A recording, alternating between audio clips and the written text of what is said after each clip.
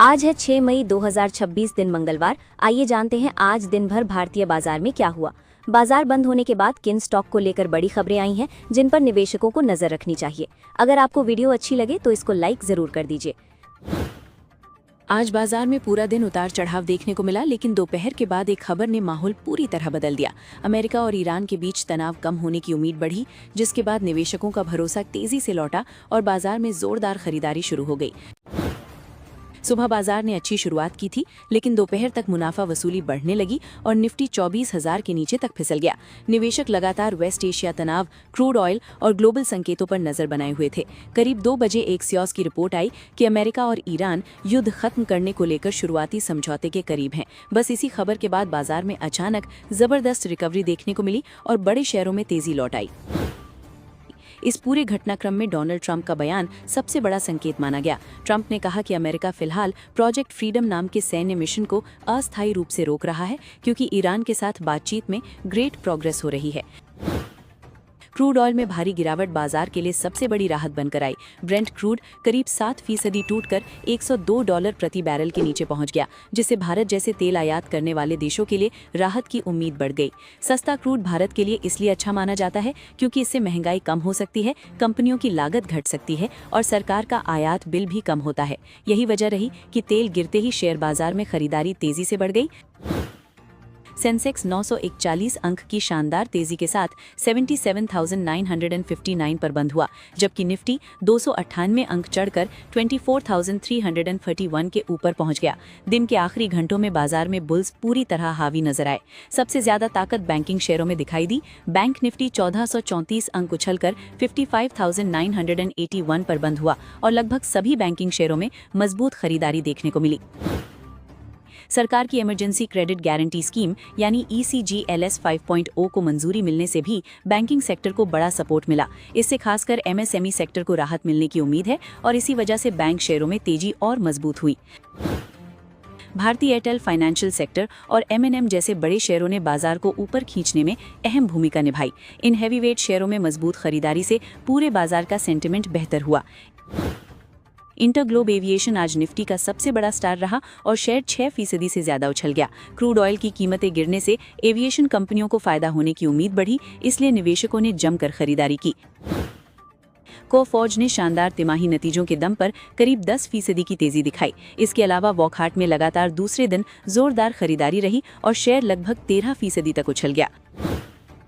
First source और Arvind fashions जैसे mid cap शेयरों में भी बड़ी तेजी देखने को मिली। इससे साफ दिखा कि सिर्फ बड़े शेयर ही नहीं बल्कि पूरे बाजार में खरीदारी का माहौल बना हुआ था। L&T के नतीजे बाजार की उम्मीद से कमजोर रहे, जिसकी वजह से शेयर दबाव में रहा और करीब 1% टूट गया। यानी अच्छे नतीजों वाले शेयरों में तेजी और कमजोर नतीजों वाले शेयरों में बिकवाली साफ नजर आई। हीरो मोटोकॉर्प में मैनेजमेंट की पॉजिटिव टिप्पणी के बाद तेजी देखने को मिली, जबकि एक्साइड इंडस्ट्रीज पर बढ़ती कमोडिटी लागत का दबाव दिखा और शेयर गिरावट में बंद हुआ। NSE का एडवांस डिक्लाइन रेशियो 3:1 रहा, यानी हर एक गिरने वाले शेयर के मुकाबले 3 शेयर बढ़त में बंद हुए। ये संकेत देता है कि आज की तेजी सिर्फ कुछ चुनिंदा शेयरों तक सीमित नहीं थी, बल्कि पूरे बाजार में मजबूत खरीदारी रही। मिड कैप और स्मॉल कैप इंडेक्स में भी लगभग 2% की तेजी आई। इससे साफ संकेत मिला कि निवेशक अब फिर से जोखिम लेने के मूड में लौट रहे हैं। इंडिया विक्स, जिसे बाजार का डर का पैमाना माना जाता है, उसमें भी करीब 7% की गिरावट आई। इसका मतलब है कि बाजार में घबराहट थोड़ी कम हो रही है और निवेशकों का कॉन्फिडेंस वापस लौट रहा है।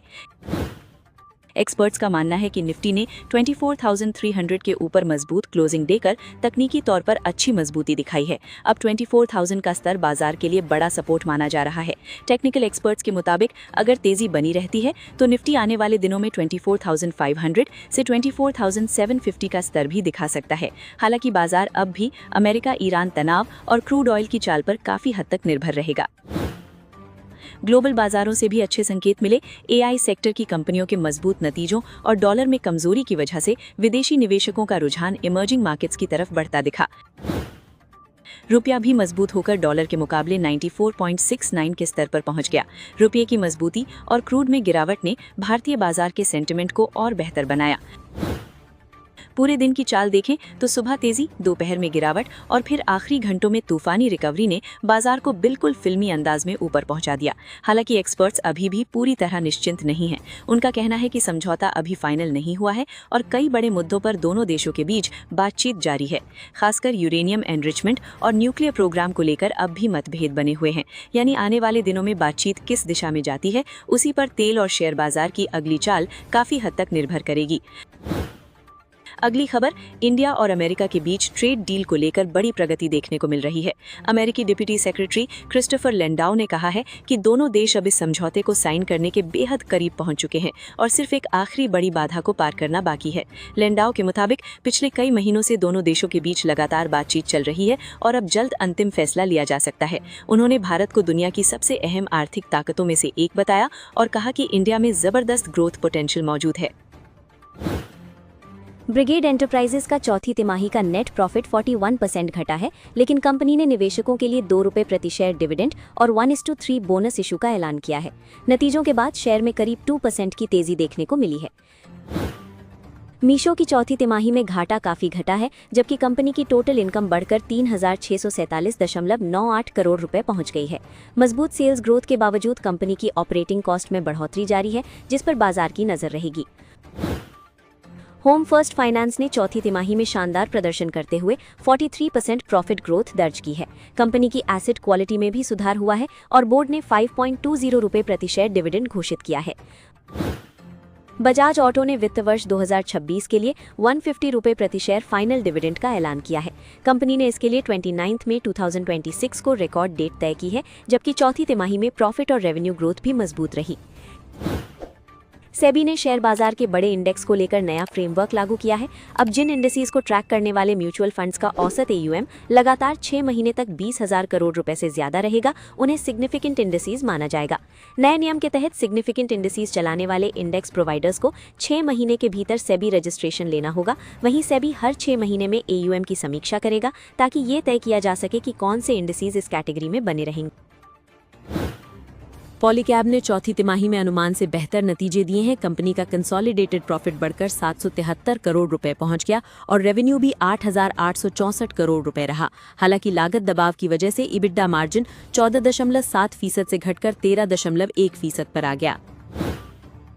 सीजी पावर ने मजबूत ऑपरेशनल प्रदर्शन दिखाया है। कंपनी का मुनाफा 274 करोड़ रुपए से बढ़कर 366 करोड़ रुपए पहुंच गया, जबकि ईबिडा मार्जिन 12.6% से बढ़कर 13.6% हो गया, जो बेहतर ऑपरेशनल एफिशिएंसी और प्रोडक्ट मिक्स का संकेत है। पीबी फिनटेक का कंसोलिडेटेड प्रॉफिट 170 करोड़ रुपए से बढ़कर 261 करोड़ रुपए पहुंच गया है। वहीं कंपनी की आय भी 1,508 करोड़ रुपए से बढ़कर 2,061 करोड़ रुपए हो गई है, जिससे बिजनेस ग्रोथ मजबूत दिखाई दे रही है। कंसाई नेरोलैक का मुनाफा मामूली गिरावट के साथ 121 करोड़ रुपए रहा। हालांकि कंपनी की आय बढ़कर 1,873 करोड़ रुपए पहुंच गई। कंपनी ने निवेशकों के लिए ₹2.5 प्रति शेयर डिविडेंड का भी ऐलान किया है। श्री सीमेंट का मुनाफा घटकर 532 करोड़ रुपए रह गया, जबकि पिछले साल ये 556 करोड़ रुपए था। कंपनी की आय बढ़ी जरूर है, लेकिन एबिडा मार्जिन 26.35% से घटकर 22.17% पर आ गया, जिसके बाद कंपनी ने ₹70 प्रति शेयर फाइनल डिविडेंड घोषित किया है।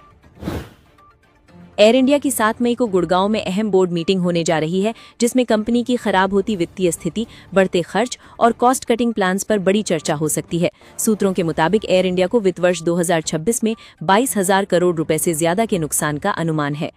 इस मीटिंग की अध्यक्षता टाटा सन्स के चेयरमैन एन चंद्रशेखरन करेंगे और आउटगोइंग CEO कैंपबेल विल्सन भी इसमें शामिल हो सकते हैं। वहीं नॉमिनेशन और रेम्यूनरेशन कमेटी कर्मचारियों की सैलरी, एनुअल इंक्रीमेंट और बोनस पेमेंट को लेकर भी चर्चा करने वाली है। ब्लू स्टार ने चौथी तिमाही में मजबूत नतीजे पेश किए हैं। कंपनी का कंसोलिडेटेड नेट प्रॉफिट 17% बढ़कर 227 करोड़ रुपए पहुंच गया, जो पिछले साल इसी तिमाही में 194 करोड़ रुपए था और बाजार के अनुमान से भी बेहतर रहा। कंपनी का इबिडा 16.6% बढ़कर 325 करोड़ रुपए पहुंचा, जबकि इबिडा मार्जिन 6.9% से बढ़कर 8% हो गया। हालांकि रेवेन्यू सिर्फ 1.3% बढ़कर 4,072 करोड़ रुपए रहा, जो बाजार की उम्मीद से थोड़ा कमजोर था। कंपनी ने ₹8.5 प्रति शेयर डिविडेंड का भी ऐलान किया है। रैडिको खायतान ने चौथी तिमाही में शानदार प्रदर्शन करते हुए लगभग दोगुना मुनाफा दर्ज किया है।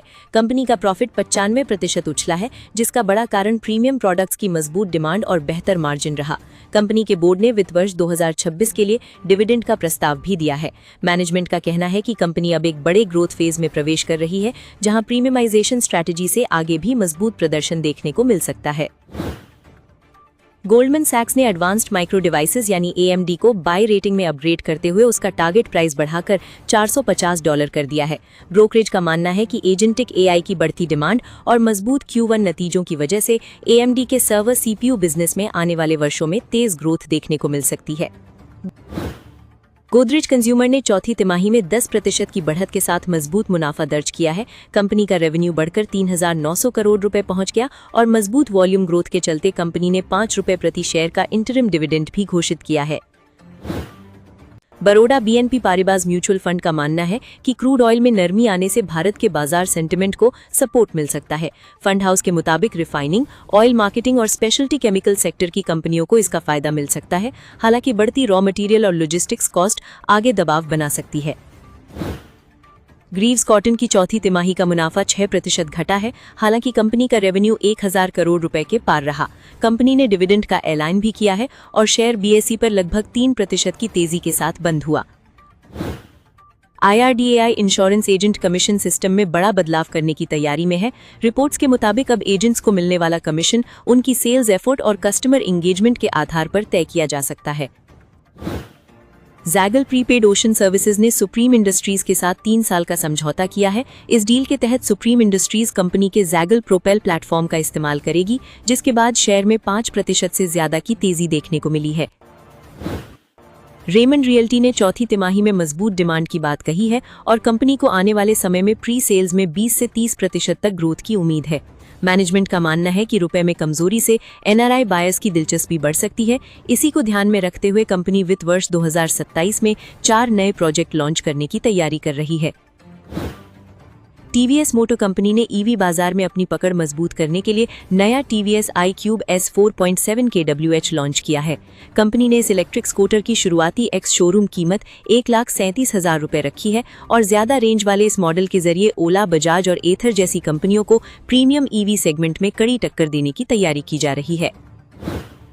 KPI ग्रीन एनर्जी के मजबूत चौथी तिमाही नतीजों के बाद शेयर में जबरदस्त तेजी देखने को मिली। शेयर 455 रुपए के स्तर से उछलकर दिन के दौरान 507 रुपए तक पहुंच गया, यानी करीब 11% की दमदार तेजी दर्ज हुई। कंपनी का मुनाफा 49% बढ़कर 155.5 करोड़ रुपए पहुंच गया, जबकि रेवेन्यू 39.8% बढ़कर 795.8 करोड़ रुपए रहा। एबिडा में 81% की बड़ी बढ़त देखने को मिली और मार्जिन 28.3% से बढ़कर 36.6% हो गया, जिससे कंपनी की कमाई की गुणवत्ता काफी मजबूत दिखी।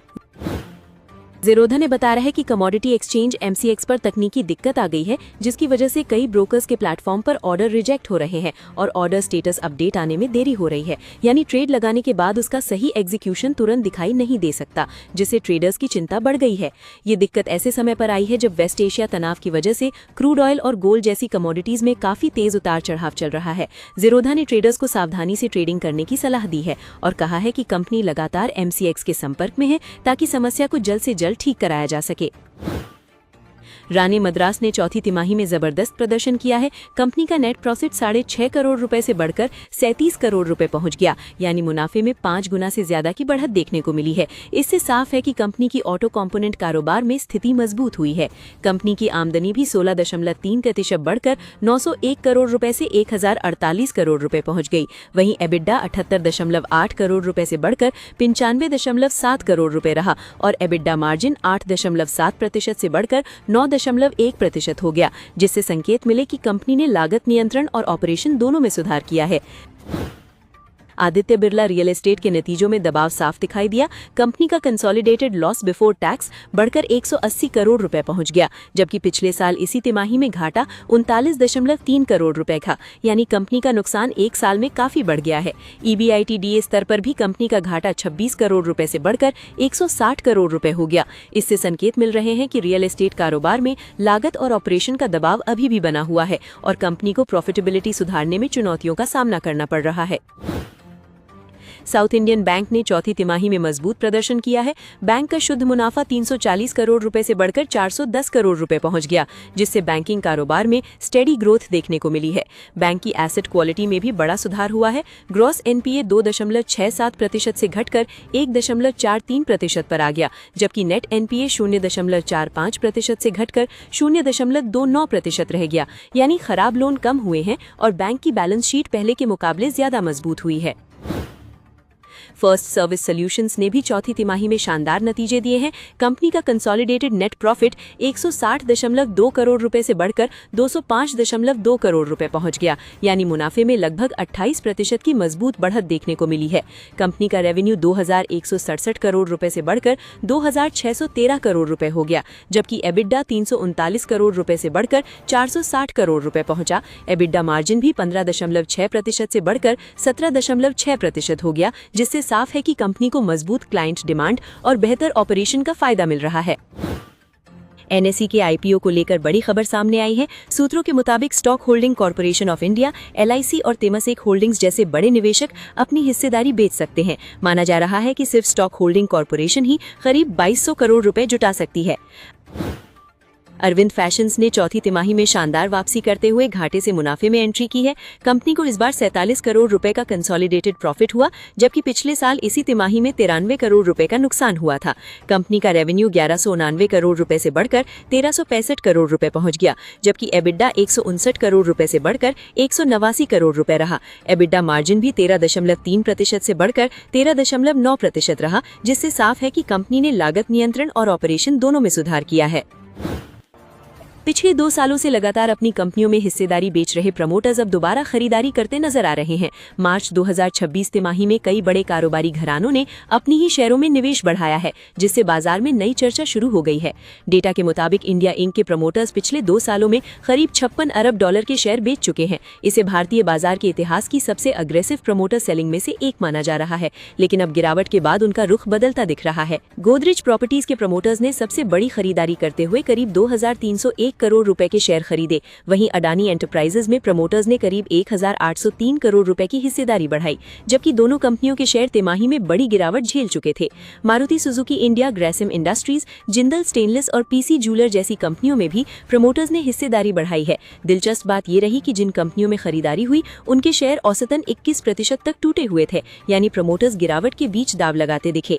प्राइम डेटाबेस के मुताबिक एनएसई में लिस्टेड कंपनियों में निजी प्रमोटर्स की हिस्सेदारी मार्च 2026 तक घटकर 40.58% रह गई, जो 9 साल का सबसे निचला स्तर था। अब बाजार की नजर इस बात पर है कि क्या ये खरीदारी बाजार में बॉटम बनने का संकेत है या सिर्फ गिरते शेयरों में एवरेज कॉस्ट कम करने की कोशिश।